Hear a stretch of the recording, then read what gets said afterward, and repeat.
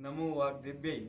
मैं अंकित मिश्र आप सभी का स्वागत संस्कृत संगम चैनल में। हम लोग व्याकरण के इकाई में वैयाकरण कारक प्रकरण का अध्ययन कर रहे हैं और आज हमारा सूत्र का नंबर है चतुर्थी विभक्ति किस अर्थ में होती, हम लोगों का वह प्रकरण चल रहा है। आज नंबर है क्रुध द्रुहो रूप सृष्टयोः कर्म। बार बार बोल लीजिए, आपको स्मरण हो जाएगा यहीं पर। क्रुध द्रुहो रूप सृष्टयोः कर्म।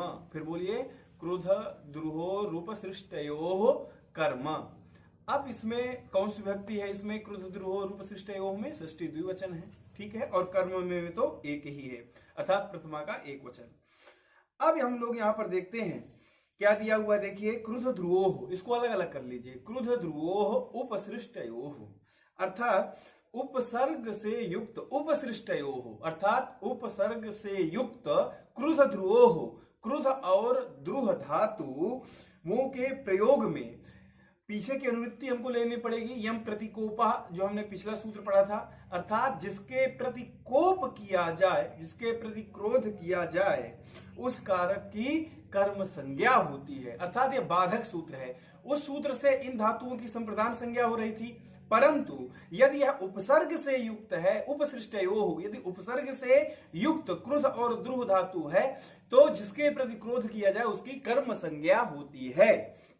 जैसे उदाहरण देखिए, क्रूरम अभिक्रुध्यति लिखा हुआ है आपके, और नीचे की वृत्ति भी देख लीजिए, भट्टो दीक्षित यही लिखे जो मैंने आपको बताया। सोपसर्ग यो रनयोर योगे यम प्रवृत्ति कोपः तत्कारकम कर्म संज्ञम स्यात्, यही लिखा है जो मैंने बताया। अर्थात यदि यह क्रुध और द्रुह धातु उपसर्ग के साथ हैं तो उसकी, अर्थात जिसके प्रति क्रोध किया जाए, यम प्रति कोपः, तो उसकी कर्म संज्ञा होती है। यह पिछले सूत्र का अपवाद है। पिछले सूत्र से इन दोनों धातुओं की संप्रदान संज्ञा हो रही थी, परंतु यह सूत्र कहा यदि उपसर्ग से युक्त है तो उसकी कौन संज्ञा होगी? कर्म संज्ञा। जैसे कहा क्रूरम अभिक्रुध्यति अभिद्रुह्यति हुआ, लिखा हुआ है।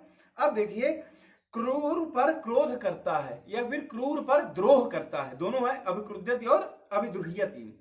तो क्रूर पर, तो किस पर क्रोध किया जा रहा है? क्रूर पर, इसलिए यहां पर। और अभिक्रुध्यति, तो क्रुध्यति में देखिए अभी उपसर्ग लगा हुआ है, तो उपसर्ग से युक्त है, इसलिए क्या हो जाएगा आपका? यहां पर कर्म संज्ञा हो जाएगी, संप्रदान संज्ञा नहीं होगा, क्योंकि क्रुध्यति, क्रुद्ध धातु उपसर्ग से युक्त है, उपसर्ग के साथ आई है, इसलिए जिस पर क्रोध किया गया, तो यहां पर क्रूर पर क्रोध किया गया तो वहां पर उसकी कर्म संज्ञा हो गई, तो क्रूरम अभिक्रुध्यति। ऐसा ही क्रूरम अभिद्रुह्यति, द्रुह धातु में अभि उपसर्ग है, ठीक है।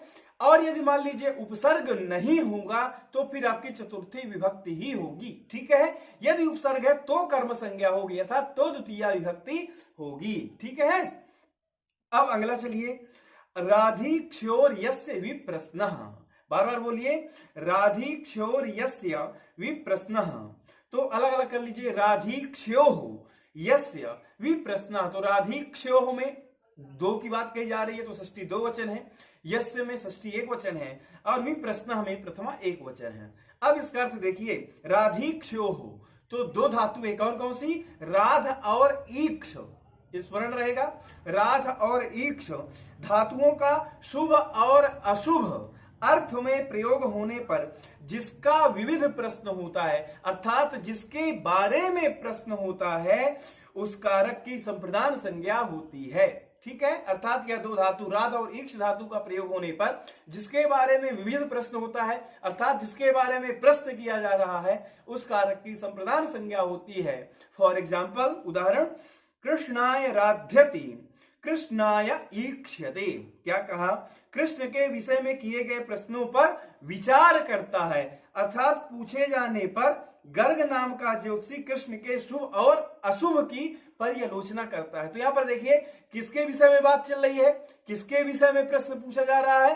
तो कृष्ण के विषय में प्रश्न पूछा जा रहा है। और यहाँ पर राध्यति अर्थात राध धातु का और कृष्णाय ईक्षति में ईक्ष धातु का प्रयोग किया गया है, इसलिए यहां पर कृष्ण की संप्रदान संज्ञा हो जाएगी, क्योंकि कृष्ण के बारे में यहां पर प्रश्न पूछा जा रहा है, कृष्ण के बारे में चर्चा की जा रही है, स्पष्ट है। और यहां पर यदि ऐसा नहीं होता तो कौन सी विभक्ति हो जाती थी? षष्ठी, अर्थात षष्ठी बाध कर यहाँ पर विभक्ति आई, क्योंकि संबंध में षष्ठी विभक्ति होती है तो षष्ठी को यहाँ पर बाधा गया है, क्योंकि जहां पर यदि राध और ईक्ष धातु होगी तो वहां पर आपकी चतुर्थी ही होगी। ठीक है, अब अगला देखिए, इसमें ज्यादा कठिन नहीं, इसलिए हम लोग चलते चल रहे हैं। ठीक है, आपके देखिए मूल वृत्ति में भी देख लीजिए एक बार, एतयोः कारकम संप्रदान संगम से, अर्थात एतयोः मतलब राधा और ईक्ष धातु, ठीक है, ठीक है, एध और राध धातु की संप्रदान संज्ञा होती है यदि यो विविधा प्रश्न क्रियते, अर्थात जिसके बारे में विविध प्रश्न किया जाता है। उदाहरण बताया कृष्णाय राध्यत इच्छति हुआ, फिर आगे कहते हैं पृष्ठो गार्गः शुभाशुभम पर्यालोचयत इत्यर्थः, अर्थात इसका अर्थ बता दिया, कृष्णाय राध्यति और कृष्णाय इच्छते का अर्थ क्या होता है? जो गर्ग है, ज्योतिषी है, उनके बारे में शुभ और अशुभ का पर्यालोचन करते हैं, यह इस वाक्य का अर्थ है। यह आपकी किताब में भी दिया है। ठीक है, अब आगे चलिए, अगला अपना सूत्र क्या है? प्रत्यांभ्याम श्रुवः पूर्वस्य कर्ता, तो प्रत्यांभ्याम श्रुवः में, अर्थात प्रत्यांभ्याम में कौन सी व्यक्ति है? तो पंचमी द्विवचन, श्रुवः में षष्ठी एक वचन, और पूर्वस्य में तो जानते ही हैं षष्ठी एक वचन, और कर्ता में प्रथमा एक वचन। आप विभक्तियों को जरूर जानिए। ठीक है, अब देखिए इसका, देखिए प्रत्यांभ्याम दो की बात कही गई है, अर्थात प्रति और आंग उपसर्ग पूर्वक श्रु धातु का प्रयोग होने पर पूर्व प्रेरणा रूप व्यापार क्रिया का जो करता उस कारक की संप्रदान संज्ञा होती है। यह जो व्यापार आया, व्यापार मतलब करना कुछ, यह भी आपको उदाहरण से अच्छे समझ में आ जाएगा। देखिए लिखा हुआ है, आभ्याम परस्य श्रुणोतेर योगे पूर्वस्य प्रवर्तनारूपस्य व्यापारस्य कर्ता संप्रदानम स्यात्, अर्थात प्रति आग उपसर्ग पूर्वक श्रु धातु का प्रयोग होने पर पूर्व प्रेरणा रूप व्यापार क्रिया का जो करता उस कारक की संप्रदान संज्ञा होती है। अब यहाँ पर श्रु धातु का अर्थ क्या है? प्रतिज्ञा करना या कि फिर वचन देना अर्थ में यहाँ पर ग्रहण किया गया है।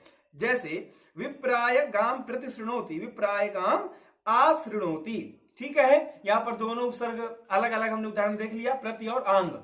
अब यहाँ पर समझते हैं कैसे है। ठीक है, क्या अपना विप्राय गाम प्रतिशृणोति, विप्राय गाम आशृणोति, अर्थात ब्राह्मण को गाय देने की प्रतिज्ञा करता है। अब आपको यहाँ ध्यान से समझना है। ठीक है, श्रु धातु का प्रयोग है और इसका प्रति का भी प्रयोग है, तो यहाँ पर कैसे हुआ? जो पूर्व प्रेरणा रूप कर्ता का जो व्यापार है यहाँ पर कैसे है? तो देखिए, ब्राह्मण को गाय देने की प्रतिज्ञा करता है, ब्राह्मण के द्वारा मुझे गाय दो यह कहकर प्रेरित व्यक्ति ब्राह्मण को गाय देने का वचन देता है। इन दोनों वाक्यों में प्रति और आंग उपसर्ग पूर्वक श्रु धातु का प्रयोग हुआ है। चूंकि पहले विप्र ने गाय देने, विप्र मतलब ब्राह्मण ने गाय देने की प्रेरणा की कि मुझे गाय दो, इसलिए विप्र पूर्व प्रेरणा रूप व्यापार का करता हुआ, अतः विप्र की इस सूत्र से संप्रदान संज्ञा हुई। अर्थात कहने का आशय मात्र यह है, विप्राय गाम, क्या यहाँ पर विप्राय गाम प्रतिशृणोति, अर्थात विप्र ने पहले कहा मुझे गाय दो, यह पूर्व प्रेरणा थी, अब फिर उसने गाय क्या कर लिया कि देने की प्रतिज्ञा करता है, तो वह जो पहला है वह क्या हो गया? आपका जो पूर्व व्यापार हो गया था, पूर्व व्यापार का कर्ता जो उसकी यहाँ पर संप्रदान संज्ञा हो गई। मात्र आपको यहाँ ज्यादा घूमना फिरना नहीं है, ज्यादा चक्कर में नहीं पड़ना है। आप यहाँ पर ये ध्यान रखिएगा, जहां पर श्रु धातु का प्रयोग हो और वहां पर प्रति और आंग उपसर्ग होना चाहिए, तो वहां पर जो पूर्व रूप करता है तो उसकी कौन सी संज्ञा होती है? संप्रदान संज्ञा होती है। अब आगे चलिए, अनुप्रतिगृणश्च, और पीछे सूत्र आप पेपर में क्या पूछ सकता है, किस विभक्ति का बाधक है? तो तृतीय विभक्ति को बाध करके यह सूत्र अपना आया था। कौन सा सूत्र? प्रत्यंभ्याम श्रुवः पूर्वस्य कर्ता। ठीक है, अब देखिए आगे यही लिखा है, एक बार वृत्ति पढ़ लेते फिर अगले सूत्र हम लोग चलते हैं। आभ्याम परस्य श्रुणोतेर योगे पूर्वस्य प्रवर्तनारूपस्य व्यापारस्य कर्ता संप्रदानम स्यात्, ये पढ़ लिया। विप्राय गाम प्रतिशृणोति आशृणोति, विप्रेण मह्यम देहीति प्रवर्तितः तत्प्रति जानीत इत्यर्थः, जो मैंने अर्थ आपको बता दिया कि पहले वह यह प्रेरणा करता है कि मुझे गाय दो, अर्थात मुझे गाय दो, यह पूर्ण रूप प्रेरणा थी उसकी, ठीक है, इसलिए विप्र की संप्रदान संज्ञा हो गई। अगला सूत्र है अनुप्रतिगृणस्य, बार बार बोलिए अनुप्रतिगृणस्य। अब यहाँ पर अनुप्रतिगृणः षष्ठी एक वचन है और च आपका अव्यय है। तो यहाँ पर देखिए भट्टोजी दीक्षित नीचे लिखते हैं वृत्ति में, आभ्याम गृणाते कारकम पूर्व व्यापारस्य कर्तृभूतम उक्त संज्ञम स्यात् होत्रेऽनुगृणाति प्रतिगृणाति वा होता प्रथमम संसति तमद्धर्युः प्रोत्साहयतीर्थ्यः। अर्थात यहाँ पर देखिए अनुप्रति, तो दो उपसर्ग है, अनुप्रति उपसर्ग पूर्वक गृह धातु, गृह धातु का अर्थ होता है प्रोत्साहित करना। धातु के प्रयोग में उच्चारण रूप पूर्व क्रिया के कर्ता की संप्रदान संज्ञा होती है, ठीक है, अर्थात जो पहला उच्चारण किया है उसकी संप्रदान संज्ञा होगी। कब? जब अनु और प्रति उपसर्ग होंगे और गृह धातु का प्रयोग हुआ होगा तब, ठीक है। उदाहरण देखिए, होत्रेऽनुगृणाति अर्थात होता को प्रोत्साहित करता है। तो यहां पर और दूसरा उदाहरण भी देख लीजिए, होत्रे प्रतिगृणाति, होता को प्रोत्साहित करता है। दो उदाहरण दिया है। यहां होता अर्थात चार यज्ञकर्ता में से पहला बोलता है होता, चार यज्ञकर्ता होते हैं, आप जानते हैं कि आपके इसमें लिखा भी हुआ है, अर्थात होता हो गया, अद्धर्यो हो गया, और भी होते हैं दो, अर्थात उसमें सबसे यहाँ पर होता उच्चारण किया है ना, प्रथम उच्चारण, इसलिए यहाँ पर होता की संप्रदान संज्ञा होती है। देखिए लिखा हुआ है, इन दोनों वाक्यों में अनु और प्रति उपसर्ग पूर्वक गृह धातु का प्रयोग हुआ है और पूर्व क्रिया का उच्चारण अर्थात पहले क्रिया का उच्चारण कौन है? होता है। अतः होता की इस सूत्र से संप्रदान संज्ञा हो गई, ठीक है। आप वेद में पढ़ते हैं ना कि इस वेद का कौन है, यजुर्वेद का कौन है ना। होता मतलब होता है यज्ञकर्ता, ठीक है। आगे चलिए। अब देखिए इसमें एक चीज में आपको और हम लोग चर्चा कर लेते हैं। यह स्मरणीय कि पूर्व क्रियाकर्ता की ही संप्रदान संज्ञा होती है, उसके बाद यदि कुछ कहा गया उसकी संप्रदान संज्ञा नहीं होती। तो यहाँ देखिए यह लिखा है, होता प्रथमम संसति, ठीक है, होता प्रथम है। तमध्वर्यु प्रोत्साहयति तथा, उस अध्वर्यु को प्रोत्साहित करता है, ठीक है, अर्थात प्रथम जो उच्चारित है उसकी ही संप्रदान संज्ञा होगी। तो कब होगी? जब अनु और प्रति उपसर्ग पूर्वक गृह धातु का प्रयोग हुआ होगा तब। अगला सूत्र देखिए, परिक्रयणे संप्रदानम अन्यतरस्याम। तो यहाँ पर अन्यतरस्याम है तो बताया था कि यह विकल्प के लिए शब्द प्रयोग होता है। और परिक्रयणे शब्द का अर्थ क्या है? अर्थात परिक्रयणे आपको समझना है, अर्थात किसी व्यक्ति को वेतन के रूप में किसी समय तक निश्चित रखना। देखिए कहने का आशय ये है, परिक्रयणे का अर्थ यह है किसी व्यक्ति को वेतन के रूप में रखना, निश्चित समय के लिए रखना, परिक्रयणे वह कहलाता है, ठीक है। परिक्रयण ये सप्तमी होगा इसमें परिक्रयणे में, ठीक है। तो परिक्रयणे क्या कहलाया आप ये समझ लीजिए। परिक्रयण क्या है? अर्थात किसी व्यक्ति को वेतन के रूप में निश्चित समय के लिए रखना परिक्रयण कहलाता है, ठीक है। अब इसका पूरा अर्थ देखते हैं। देखिए परिक्रयण में, परिक्रयण समझ गए आप, परिक्रयण में साधकतम अर्थात करण कारक की विकल्प से अन्य तरह से आया है ना, विकल्प से संप्रदान संज्ञा होती है। मतलब यहां पर तृतीया भी होगी और चतुर्थी भी होगी। जैसे शतेन शताय वा परिकृतः, 100 रुपए वेतन पर रखा हुआ। तो यहां पर देखिए वेतन पर रखा हुआ है ना, जो परिक्रयण का अर्थ बताया था, तो परिक्रयण है, ठीक है। और यहां पर हमारा दूसरा क्या था? और साधकतम, तो जो शत है वह साधकतम है, तो उसकी जो है करण संज्ञा भी हो गई और संप्रदान संज्ञा भी हो गई, ठीक है। अब अगला देखिए हमारा सूत्र, तादर्थे, ये वार्तिक है और आपकी वृत्ति भी पढ़ लीजिए इसकी एक बार। नियत कालम भृत्या स्वीकरणम परिक्रयणम, अर्थात निश्चित काल के लिए भृत्या अर्थात नौकर को, स्वीकरणम परिक्रयणम नौकर को रखना परिक्रयण कहलाता है। तस्मिन साधक तमम कारकम संप्रदानम वा स्यात्, उस साधक तम कारक की संप्रदान संज्ञा और करण संज्ञा तो थी ही, अर्थात संप्रदान संज्ञा भी होती है। शतेन शताय वा परिकृतः, एक एक लाइन देखिए हमारी संस्कृत पंक्ति भी लग रही है ना, कोई दिक्कत नहीं है। अगला हमारा वार्तिक देखिए, तादर्थे चतुर्थी वाच्या, मुक्तये हरिम भजति। तादर्थे का अभिप्राय है उसके लिए अर्थात प्रयोजन, जिस प्रयोजन के लिए कोई कार्य किया जाए उस प्रयोजन में कौन सी विभक्ति होती है? आपकी चतुर्थी विभक्ति होती है। जैसे मुक्तये हरिम भजति, अर्थात मुक्ति के लिए हरि को भजता है। तो प्रयोजन क्या है? मुक्ति। तो उस प्रयोजन में चतुर्थी होती, तो मुक्ति में आपकी चतुर्थी हो गई, तो क्या बन गया? मुक्तये हरिम भजति। ठीक है। अब इसमें आपको एक चीज ये याद रखना है, जो तादर्थे है अर्थात तस्मै इदम तदर्थम तस्य भावः तादर्थ्यम। ठीक है।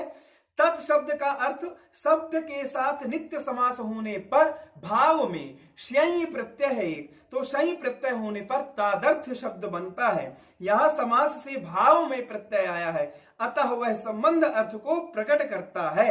एक पंक्ति भी है, कृत तद्धित समासेभ्यः संबंधाभिधानम भाव प्रत्ययेन। ठीक है। अब अगला अपना वार्तिक देख लीजिए। क्लिपि संपद्यमाने च भक्तिर्ज्ञानाय कल्पते संपद्यते जायते इत्यादि। यह आपका वार्तिक है। इसमें कहा क्लिपि अर्थात क्लिप धातु है, तो इसमें क्या कहते हैं? देखिए, क्लिपि अर्थात संपन्न होना या उत्पन्न होना, धातु तथा तदर्थक धातुओं के प्रयोग में संपद्यमान अर्थात जो उत्पन्न होता है, ध्यान रखिएगा, जो उत्पन्न होता है उससे वर्तमान में चतुर्थी विभक्ति होती है। समझ गए ना? क्लिप अर्थात संपन्न होना या उत्पन्न होना, धातु तथा तदर्थक धातुओं के प्रयोग में संपद्यमान अर्थात जो उत्पन्न होता है उसकी संप्रदान संज्ञा होती है। ठीक है। अब क्लिप धातु से उसके अर्थ का भी ग्रहण किया जाता है। जैसे क्लिप धातु प्रयोग हुई है तो उसके जैसे उत्पन्न होना है उसके अर्थ का भी ग्रहण किया जाएगा। जैसे भक्ति ज्ञानाय कल्पते, तो यहाँ पर कल्पते में क्लिप धातु का प्रयोग हुआ है ना?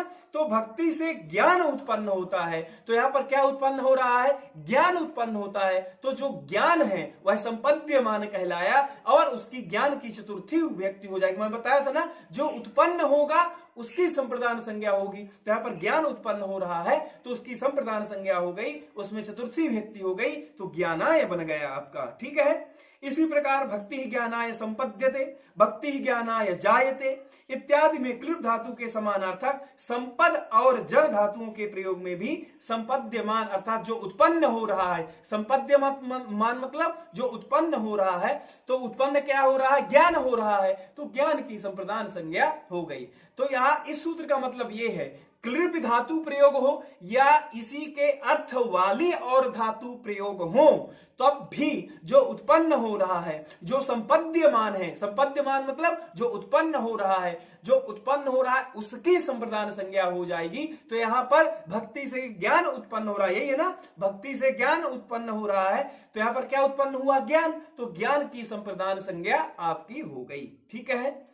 अगला वार्तिक देखिए, उत्पातेन ज्ञापिते च वाताय कपिला विद्युत। एक एक पंक्ति लग रही है ना?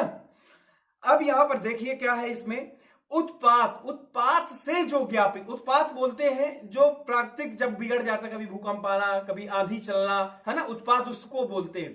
तब भी आप अच्छे से सुन लीजिए। उत्पात से जो ज्ञापित, ज्ञापित मतलब होता है सूचित। ठीक है। उत्पात से जो सूचित, उसमें चतुर्थी विभक्ति होती है। अब उत्पात का अर्थ क्या हो, लिख लीजिए। उत्पात का अर्थ है शुभ अशुभ सूचक, अकस्मात मतलब अचानक होने वाला भौतिक विकार, यानी प्रकृति का स्वाभाविक रूप यदि बदल जाए तो समझा जाता है कि उत्पात है। समझ में आया? उत्पात हम उसको कहेंगे, किसको कहते हैं? उत्पात अर्थात उत्पात हम उसको कहते हैं जो प्रकृति का स्वाभाविक रूप है, उसमें कुछ परिवर्तन आना, उसको हम उत्पात कहते हैं। ठीक है। और जिसमें परिवर्तन आ रहा है अर्थात जिससे सूचित हो रहा है, ठीक है, तो उसमें आपकी कौन सी विभक्ति हो जाएगी? चतुर्थी विभक्ति हो जाएगी। ज्ञापिते, ज्ञापिते मतलब सूचित, तो जिससे सूचित हो रहा है कि प्रकृति में कुछ बदलाव आ रहा है, तो जिससे सूचित हुआ उसमें चतुर्थी विभक्ति हो जाएगी। समझ में आ गया ना? जिससे सूचित हो रहा है। तो यहां पर देखिए, वाताय कपिला विद्युत, तो यहां पर क्या कहा? कपिल अर्थात भूरे रंग की बिजली आंधी की सूचक है। ठीक है। मैं बताया था जिससे सूचित हो रहा, किसकी सूचक है ना? तो देखिए, अर्थात भूरे रंग की बिजली आंधी की सूचक है। ठीक है। इस वाक्य में कपिला विद्युत भूरे रंग की बिजली कहा गया। क्या कहा गया? कपिला विद्युत जो है भूरे रंग की बिजली कहा गया। और आप सामान्य रूप से जानते हैं जो बिजली है वह लाल रंग की होती है। तो बिजली में कुछ परिवर्तन आया ना, तो जो परिवर्तन आया तो और जिससे सूचना मिलती, ज्ञापित, जो ज्ञापिते बताया था ना, तो अर्थात सूचित, तो आंधी की यहां पर सूचना मिली है ना। तो जो जहां जैसे बिजली में आपके परिवर्तन आया, भूरे रंग की बिजली हो गई और सूचना किसकी मिल गई? आंधी की सूचना मिल गई।